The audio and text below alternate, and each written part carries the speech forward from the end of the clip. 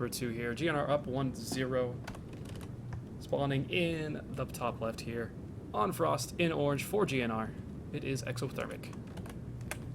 And spawning in the top right-hand corner, playing for StraTk Gaming is the Red Zerg, we have Hawks. Now, ZVZ, the question is, to 9 pull or to not 9 pull? That is the question. Right? This is such a big map, though. It's the thing. I really like playing big maps as Zerg because you can go macro and usually be safe so long as you play safe with it. But you can also you can play with your head. You play with your opponent's head, saying this is a big map, so I'm going to go macro. Right? No, I'm going for a 7 pull. Yeah, my opinion is with these big maps, like on the big small 2-player maps, the overlord halving is just so established that if you 9 pull, your opponent is going to see it through that. However, on these big maps, it is literally a potluck situation, and if you were going to do it, a big map like Frost or Old Regime would be the map to do it, as your opponent would not see it coming. Yeah, even to the point where that overlord, well, Exothermic's overlord is going to be very, very late. It's going to get over there, and when it gets there, had it even scouted first, and this was an early pool or something, he's going to see the pool late, and even seeing the pool finish doesn't necessarily tell you when that pool was actually made. It doesn't do too much for you on a map of this size. So being able to actually, get in early on a smaller map makes it a lot easier, obviously, just to figure out what's coming at you and how to respond accordingly, rather than, oh crap, there's a bunch of lings in my base, now I have to figure out a way to respond. Now this is interesting. Hawks went gas first and then a pool. No hatchery just of yet. So it looks like he might be looking to do some big speedling timing or something of this nature. We should just have to wait and see. Yep, the Overlord high five in the middle there as well. Still no expansion here from Hawks, so definitely he's gonna have that option to go aggressive, and especially with speed, it can be extremely annoying. He can get his next hatchery pretty soon. Looks like he's gonna be rallying out a drone now or somewhat soon to do that. So he's gonna be able to get that hatchery up and still maintain the same kind of production his opponent has, but he's gonna have speed a lot quicker. The gas just now coming down here for Exothermic. Pool is about the same amount done as well, so his lings and queens are going to be really kind of a little bit farther behind, a lot farther behind now. First 4 lings already on the way here for Hawks, and he had the benefit of finding his opponent first, but given how Exothermic's Overlord ran into the other Overlord, he doesn't know exactly where he is, at least, but it's going to be a while before he figures out exactly what's actually happening. Indeed. There we go. Hawks finally taking his natural, 350. That's a very, very late natural for a Zerg in any matchup. However, we do have the speed on the way, and he's taken his drones out of gas, so it's just going to be pure speedling. And, oh, look at this, he's going to try and hide his Zerglings. I love seeing that. That happens a lot of times where you hide a bunch of these Zerglings, and then suddenly you have a ton rolling across the map. It's like, wait a second, I had an Overlord really close to you. How the heck did that happen? How did I miss all those lings? It's because I knew you were looking for them, so I'm going to put them somewhere you're not going to find them. And of course, we say that, and Exothermic runs directly into those lings, so he does see how many are out. The bailing nest is on the way as well for Hawks here, so I'm not sure. He's definitely looking to get a little bit aggressive, it seems, but he hasn't continued mining gas, so what's he going to... If he wants to use the bailing nest, he should probably roll into gas a little bit soon. Exothermic does have his own bailing nest and is still mining gas, so Exothermic's going to be in position to really deny this push with a lot of good bailing control. And all speed is just about to finish up for Hawks, and he's going to run down the rest of these lings. That'll be a nice little bit of early victory. Kind of depends on how many queens that Exothermic's going to have. He does have the 1 at the natural. We'll be able to push this away mostly. The 1 in the main will keep it nice and safe as well. But now there's a bunch of lings coming in to this natural base. Going to kill off 1 of the queens, and really that's pretty much going to be enough, honestly. Getting that first queen and there's more and more lings rallying across here. Exothermic trying to make a couple spine crawlers in the main base, but just so little production. It's going to take so long to get up any banelings, and by the time he does, there's going to be a bunch of lings picking away at absolutely everything that pops out. And he's actually getting a few drone kills here, and if he can pick up a queen, the queen's going to be out of position here. He does get surrounded. That is a huge pickup there. Yeah. That is a huge blow to the economy of Exothermic here.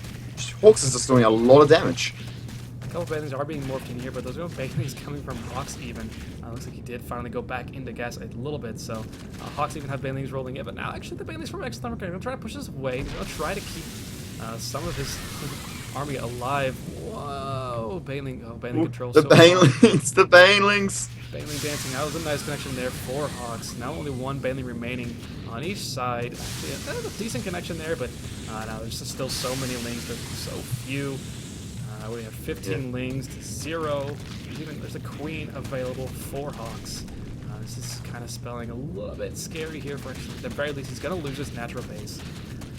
Yeah, and once this natural goes down, it's going to be a huge blow to Exothermic. Sure, looks like Hawks are probably going to even this up. He is trying to just continually rally across more and more Lings, trying to reinforce this. He's going to wait a little bit, make sure he gets enough numbers up. He does know those 2 Sprite Colors do exist, and that's a lot of Banelings for Exothermic, so there's a chance, I guess, there's a chance if there's an overcommittal from Hawks that he could lose a bunch, but well, that wasn't really that great. Hawks only killed like 2 Banelings there, and most of the Banelings stayed alive here for Exothermic. But however, yeah, morphing Banelings don't die that way. There we go. Still, most of it. It wasn't too great. And just more and more Banelings being morphed in by Hawks. You get this production capability of the Red Zerg players. Just a little bit more. He even has 2 Queens. Back at base, Hawks is building drones. Really? Well, you know, he's ahead, so he's going to get more head. He's ahead. He's going to get more and more head. No problem. No problem with that. He's going to deny this natural being taken for a very, very long time. If Exothermic wants to take a natural, he's probably going to need to get out roaches. It's going to be basically the only way he's going to be able to get that natural down once again. And as I say, that he does throw down a Roach Warren, but at this point, he is at a point where you kind of have to go all in at some point to figure out a way to get out of this situation. But back at base, Hawks is also making the Roach transition and is taking the extra gases at the natural. 3 gases to 2 gases. I can tell you, Hawks is going to be able to make a hell of a lot more Roaches. Yeah. A little bit more engagements coming down here. A few more Banelings trying to morph in from Hawks here over the natural. Just kind of Ling versus Ling battles, and there's a little bit of these Banelings. I mean, once again, this hatchery not even canceled. Ooh, that's a big blow. Yeah, that's another. Well, had just an array of big blows happening here to our Orange Zerg player. Alright, so at this point, we have Hawks on 22 drones versus 16 of Exothermic. It's just Exothermic needs to take some truly glorious engagement. Like that, that's a start. Actually, look at this Hawks. He's brought a drone over. Is he going to try and take his opponent's natural?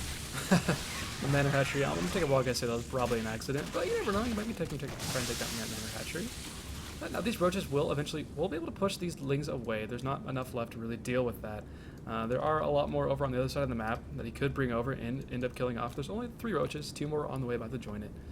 Actually, there's 5 roaches total now for Exothermic, which is going to be nice, but eventually Hawks can just surround these, and actually 2 huge Baneling connections go down and kill all of those Lings.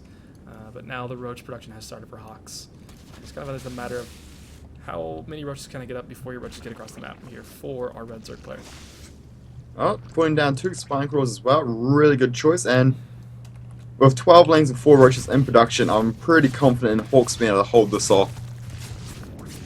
Yeah, even if he loses a good amount of his drones, he's going to be just fine against this. The roach count right here is even, and there's also the Queens available. This is a little bit micro, maybe hold up, hurt roach back, but you know, it doesn't matter too much. Even with the Ling support and the roaches, this is going to be no problem here. 4 Hawks can end up throwing this away. He's taking a double supply lead right now. Just continually killing off everything that Exothermic has. Doesn't want to let that last roach get away with this. Go die. Does get Go die, indeed. sir.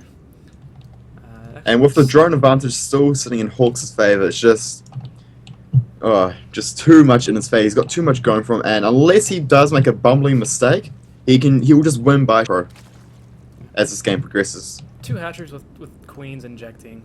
It's going to be difficult to defend off against that. Even if Hawks had stayed on just pure Lings, he can start flooding. He's just fighting this up straight up with just his Lings. I'm waiting for his roaches to amble their way across the map. He's going to just kill everything off with the Lings. A couple Spine Crawlers on the high ground will be able to do a little bit of damage, but this hatchery is going to get sniped off once again.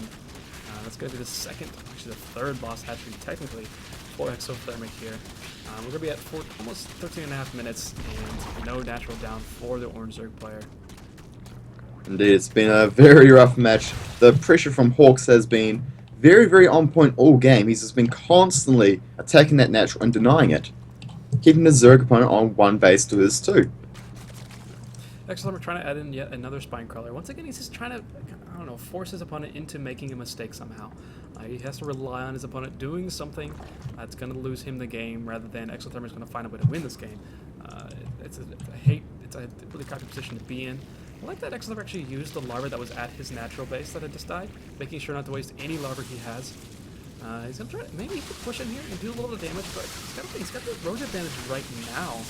But for the time being, as I say, there's, what is that, 8 roaches are going to be walking their way into this. I mean, even Baneling. Here comes the reinforcements and big Baneling connections there, but the roach numbers 4 Hawks is just too strong at this point, and he's going to push all the army. He's going to kill all the army for except for that one roach.